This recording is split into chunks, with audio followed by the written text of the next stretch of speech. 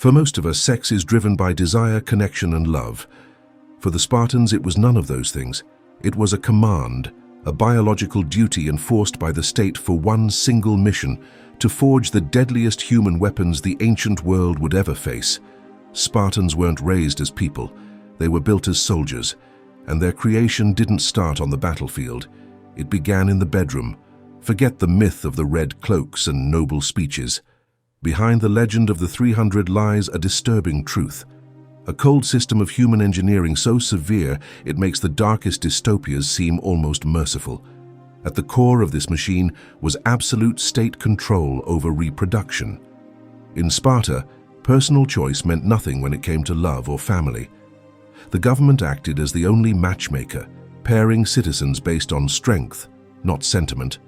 Old magistrates, men hardened by decades of war, examined young males like livestock, judging height, stamina, and lineage. He was the tall, broad-shouldered warrior born of decorated ancestors. She was the strong, fertile woman with wide hips and a sturdy frame. Beauty mattered not for vanity, but as a signal of good health, of better blood. Marriages were state-arranged, cold, strategic unions meant to produce superior offspring. Love was irrelevant. Desire was optional. The body no longer belonged to the individual. It belonged to Sparta. Every citizen's duty was to strengthen the state through their bloodline. Women's roles, too, were twisted into something unfamiliar. They were not seen as wives or mothers, but as vessels of the Spartan nation. Their worth came from their ability to bear strong, healthy children. From an early age, Spartan girls trained not for combat, but for childbirth. They ran, wrestled, and threw javelins, all to condition their bodies to carry warriors. Their will didn't matter. Their bodies did.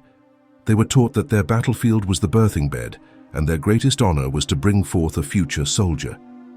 But this system went even further into realms that seem almost monstrous today.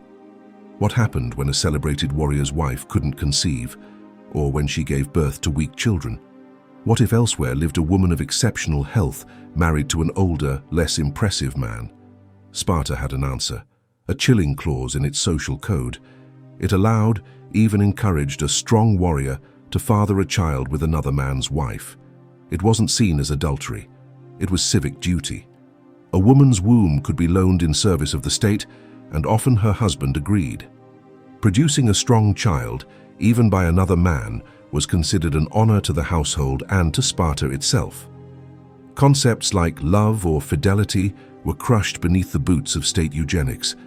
The goal wasn't happiness, it was perfection of the bloodline.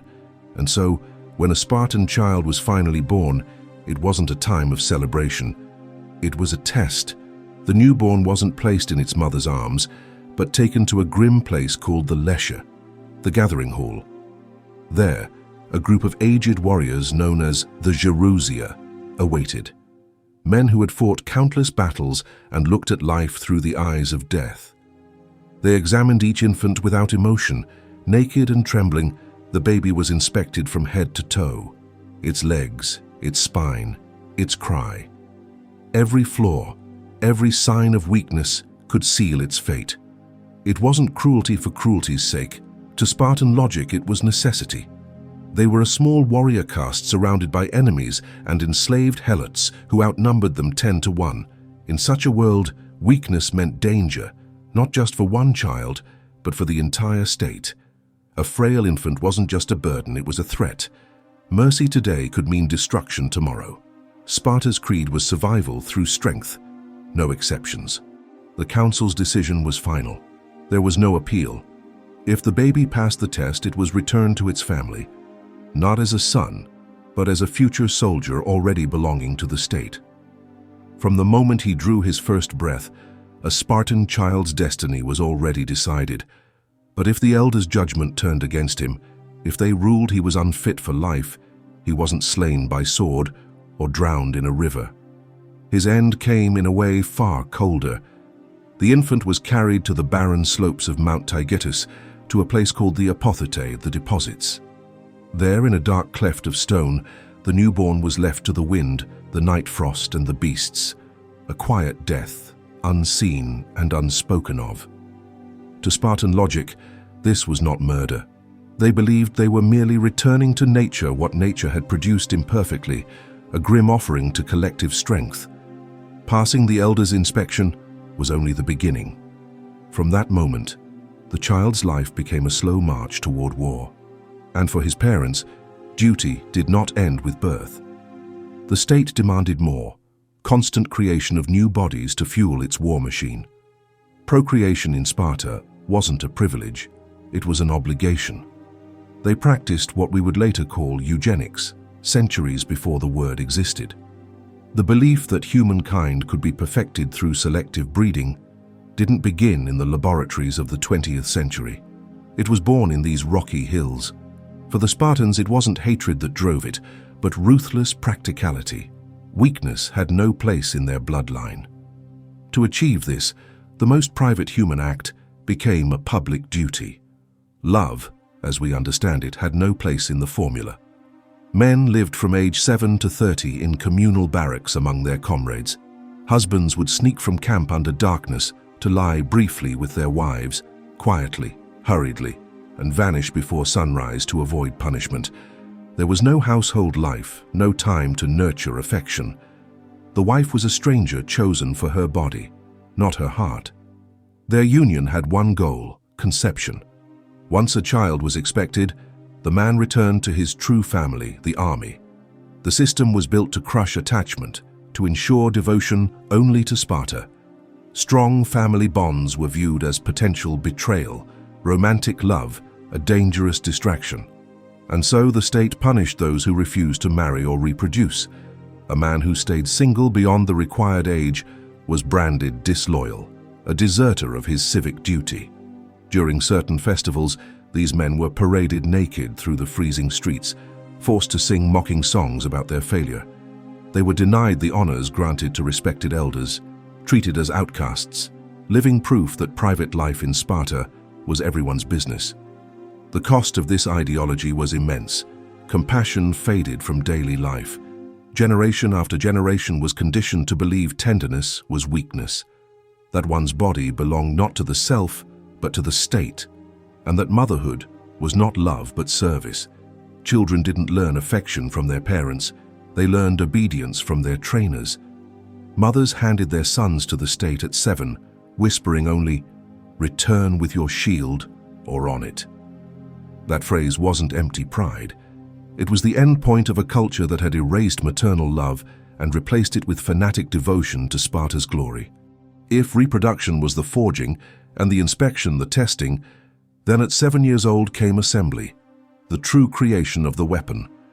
The state that engineered his birth now came to claim ownership. This was the beginning of the agog, the harshest and most effective training program ever devised by humankind. It was a system that shattered children and rebuilt them in the image of the perfect warrior. Picture it. You are 7, torn from the only warmth you've known. Your mother doesn't weep. She simply hands you over. From that moment, your new family is your agel, your training unit, your cold barracks. Your father becomes an instructor, not to teach reading or writing, but endurance. You will not live in a home again until you are 30. And by then the word home will mean nothing. The first lesson of the agogi was simple and merciless. Comfort is the enemy. The Spartan boy slept on a bed he had to make himself, reeds torn by hand from the banks of the Eurotas River. No knife allowed. His only clothing was a single rough tunic, the same garment for the burning summers and the freezing winters. And above everything else, he was always hungry. The rations were intentionally meager, a slow starvation planned with mathematical precision. Yet this deprivation wasn't just cruelty, it was strategy. The boys were ordered to make up the difference on their own through theft.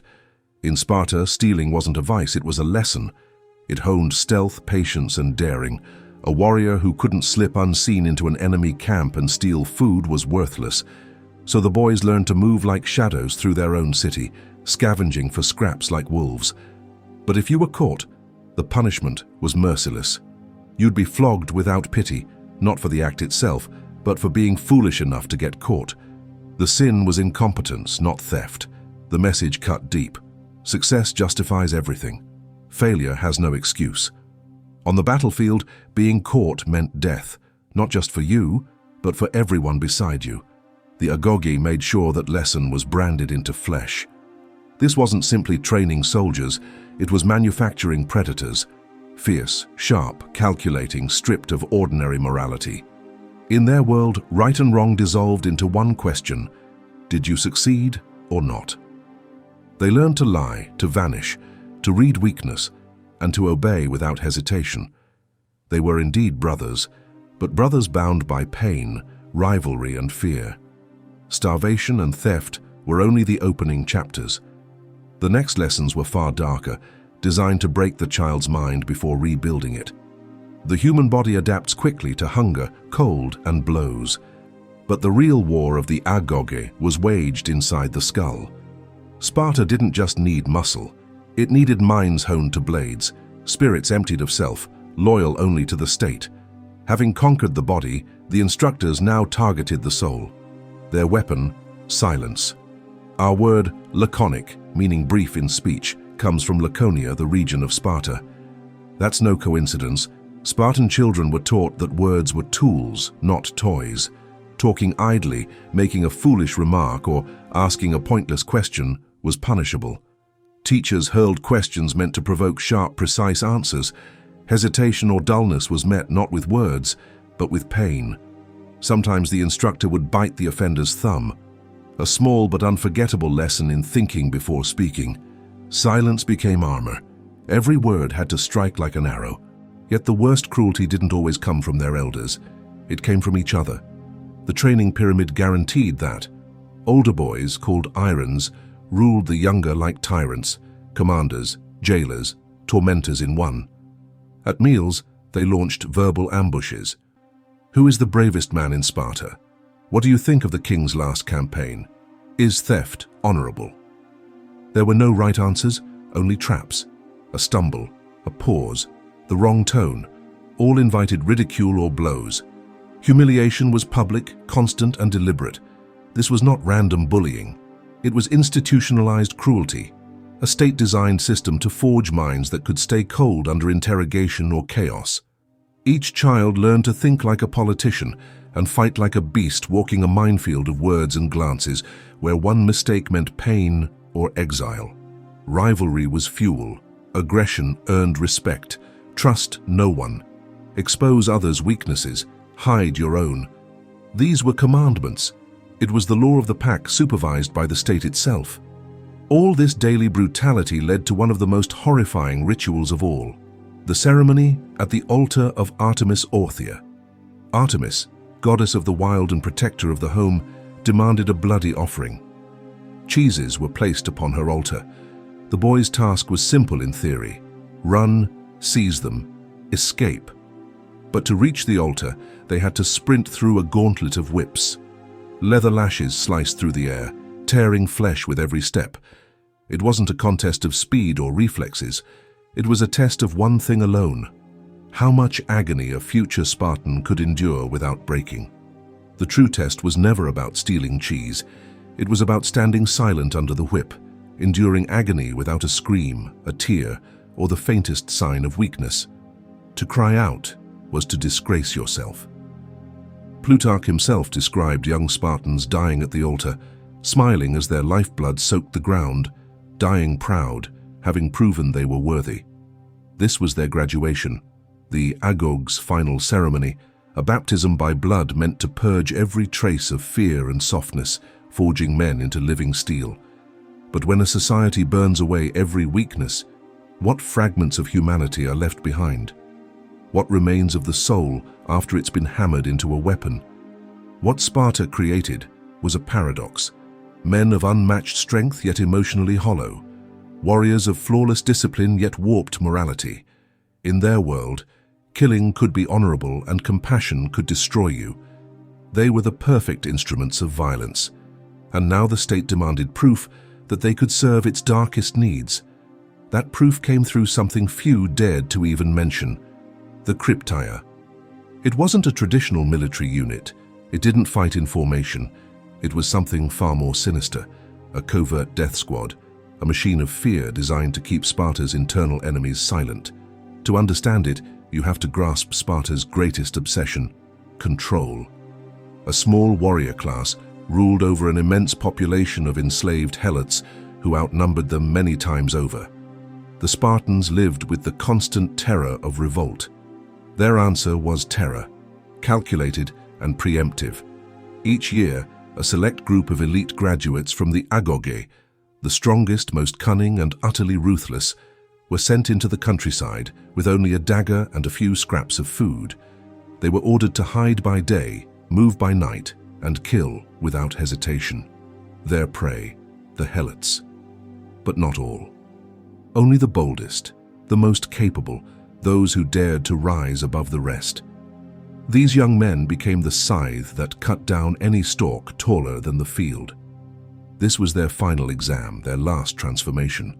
To murder an unarmed man under cover of darkness wasn't combat. It was psychological surgery, a brutal ritual meant to prove that mercy had been completely erased from their hearts. They were no longer killing out of rage or defense, they killed because the state told them it was necessary. And to make it all legal, the Spartan government performed a chilling ritual of its own. Each year, the ephors, Sparta's ruling magistrates, formally declared war on the helots. It was a bureaucratic act with monstrous implications. Once declared enemies, helots could be slaughtered without it counting as murder. The killers of the Krypteia weren't criminals.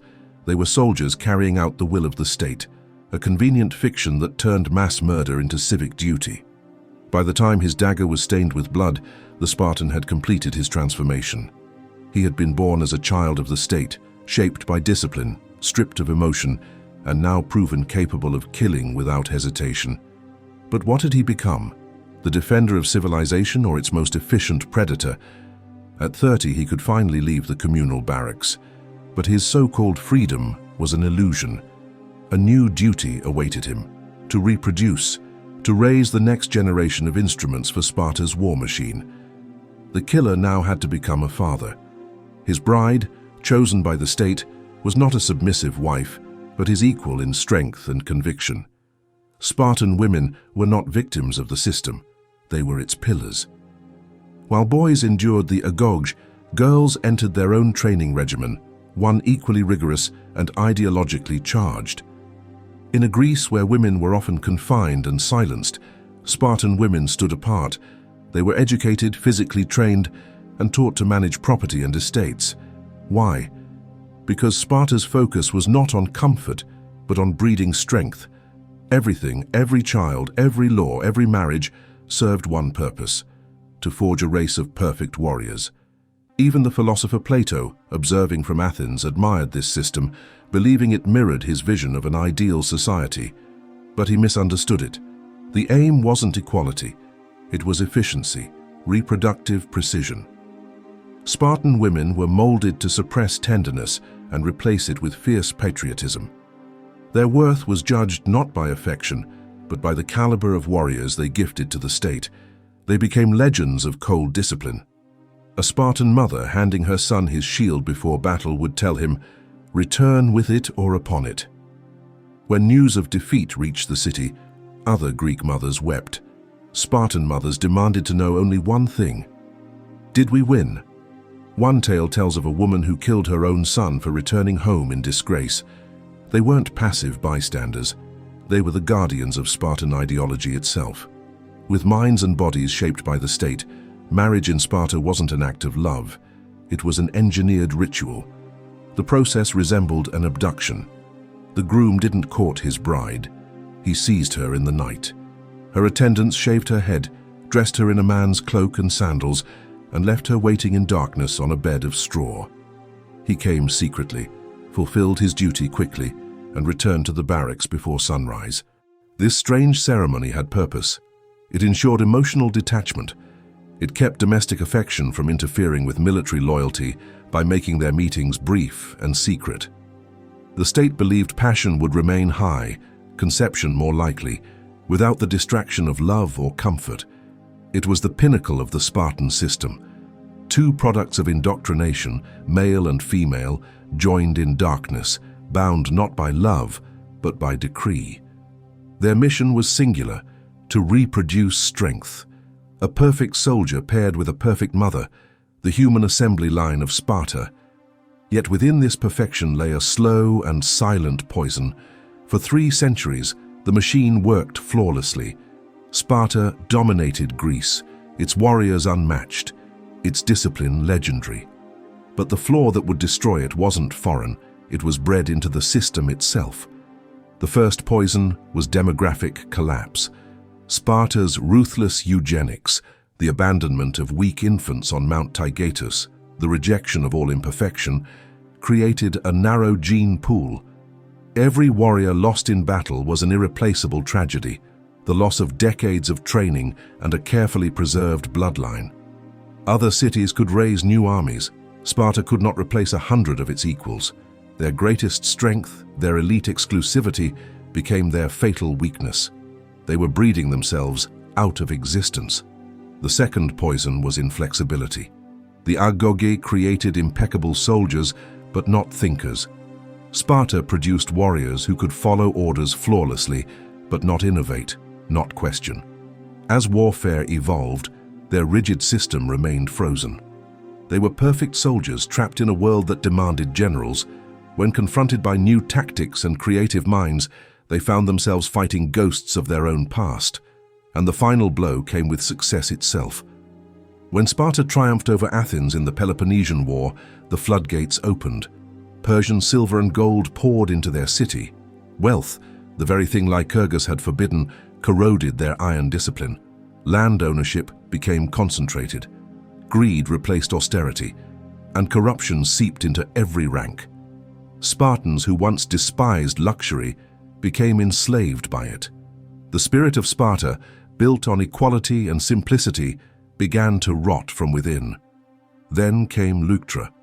On that fateful plain, Theban general Epaminondas shattered centuries of Spartan invincibility. Instead of spreading his forces thin, he concentrated his left wing, 50 men deep, and rammed it straight into the Spartan right where the king and his royal guard stood. Innovation crushed rigidity. The unbreakable phalanx collapsed. For the first time in living memory, a Spartan king fell in battle. His army annihilated beside him. Sparta's power was broken. With hundreds of its finest men dead, the city's warrior caste was crippled beyond recovery. The empire that had terrified Greece for generations faded into irrelevance. By the Roman era, Sparta had become little more than a curiosity, a living museum where travelers came to watch reenactments of its brutal customs, echoes of a once great civilization. In the end, the tale of Spartan breeding practices is more than history. It's a warning. A people so obsessed with perfection that they sacrificed everything human to achieve it. They succeeded in creating the perfect warrior, and in doing so, sealed their own extinction. The machine that forged heroes eventually consumed itself, leaving behind nothing but ruins and the whisper of a greatness built on cruelty and undone by its own perfection.